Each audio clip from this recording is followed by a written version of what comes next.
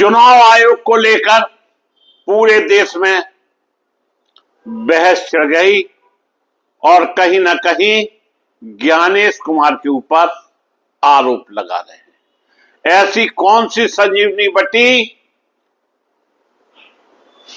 भाजपा को मिल गई जो कि दर पर दर चुनाव जीतती चली जा रही है। दोस्तों, याद कीजिए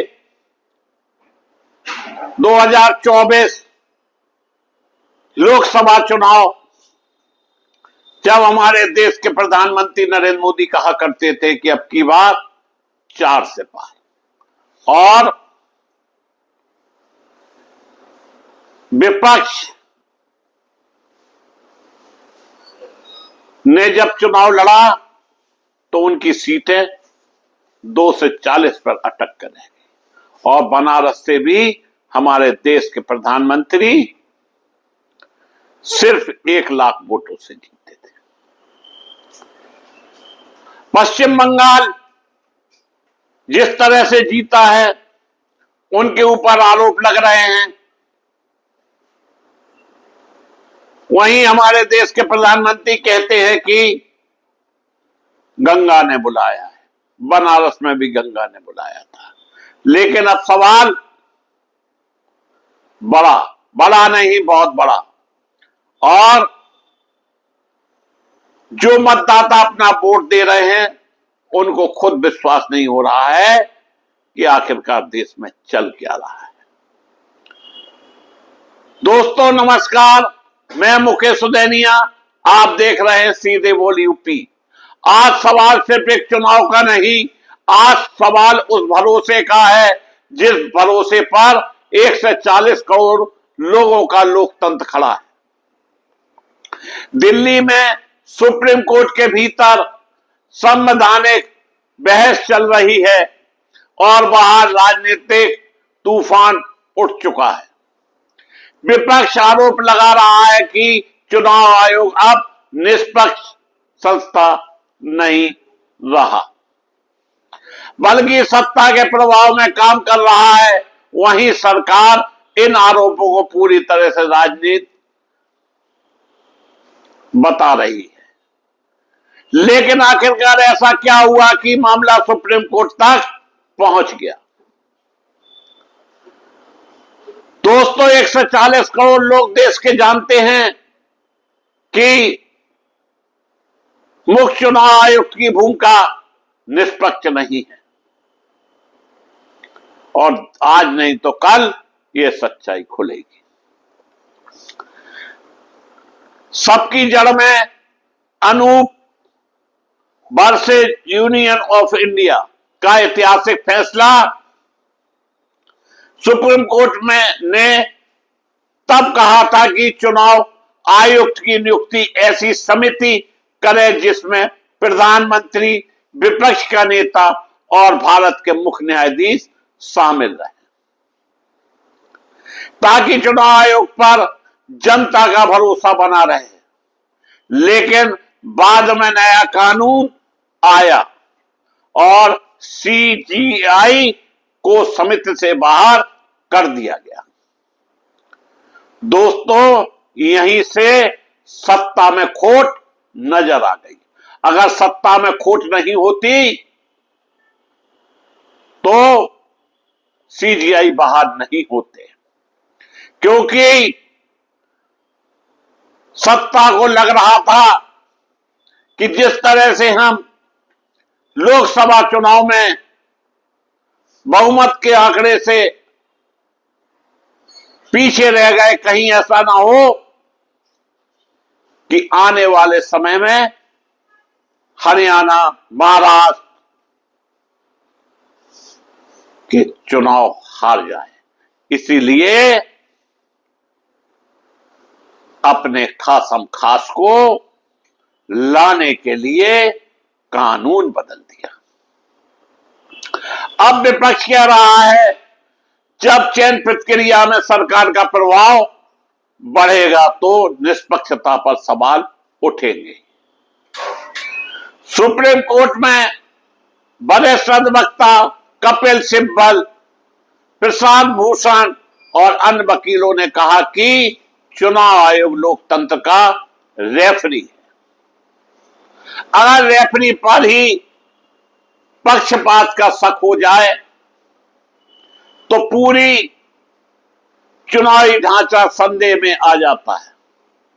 कपिल सिब्बल ने प्रेस वार्ता में आरोप लगाया कि विपक्षी नेताओं ने चुनाव आयोग के सामने कई दस्तावेज और शिकायतें रखी, लेकिन कार्रवाई नहीं हुई।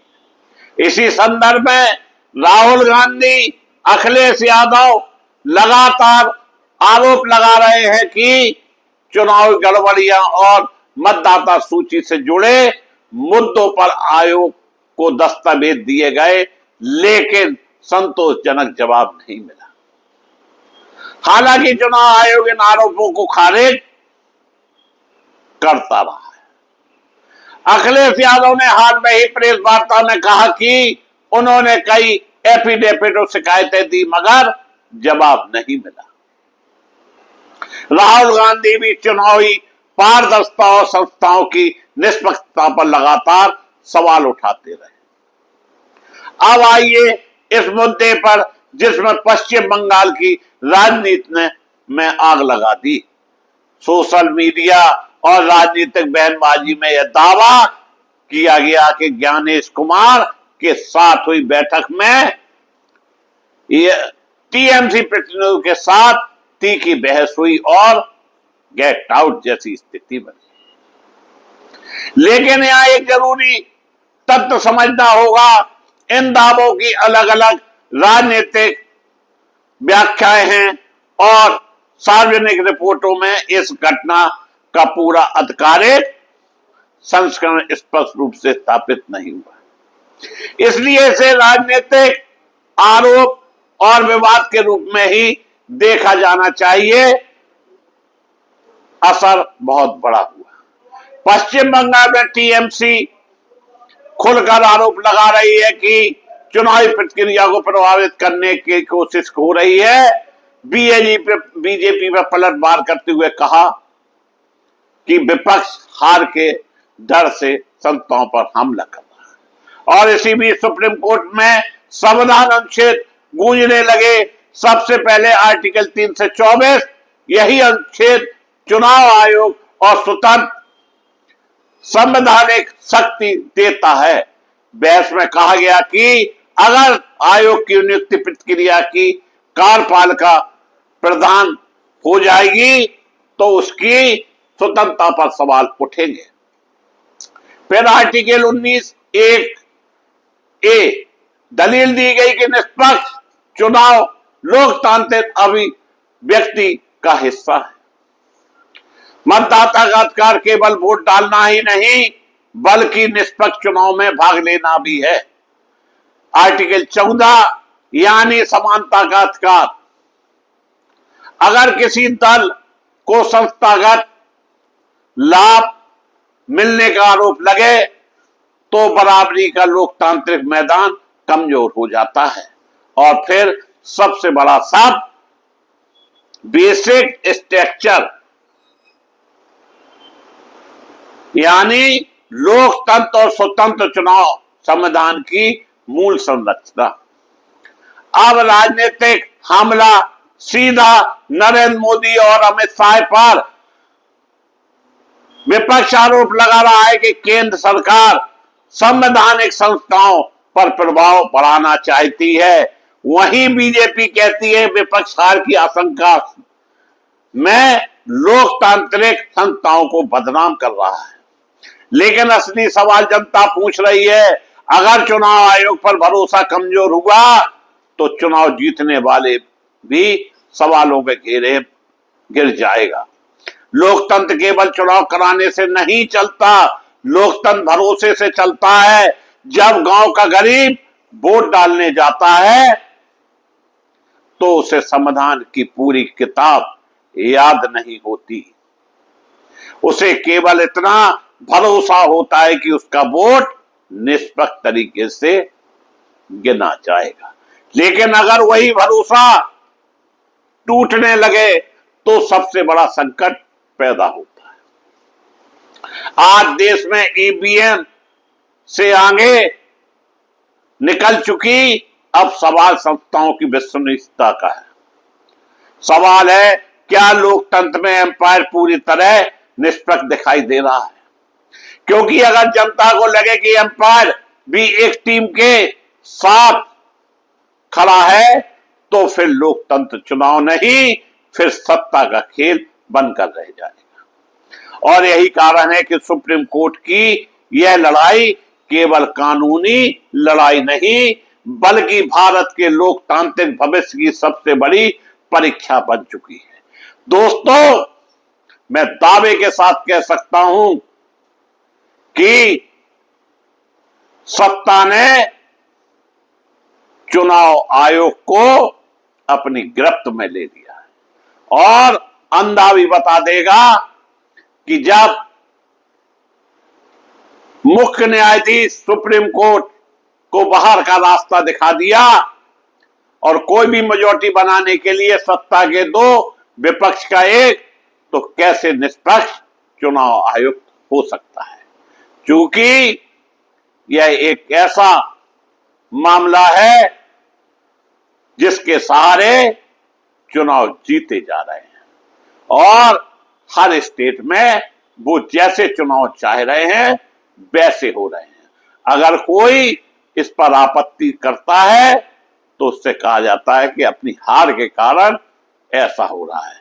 वास्तविकता में अगर सत्ता निष्पक्ष थी तो फिर एक विपक्ष, एक सीजीआई और एक सत्ता पक्ष ने मिलकर क्यों नहीं चुनाव आयुक्त की नियुक्ति की, जिससे जो दाग धब्बे आज लग रहे हैं, मामला सुप्रीम कोर्ट तक पहुंच गया है, कम से कम उस दाग से तो बचा जा सकता है।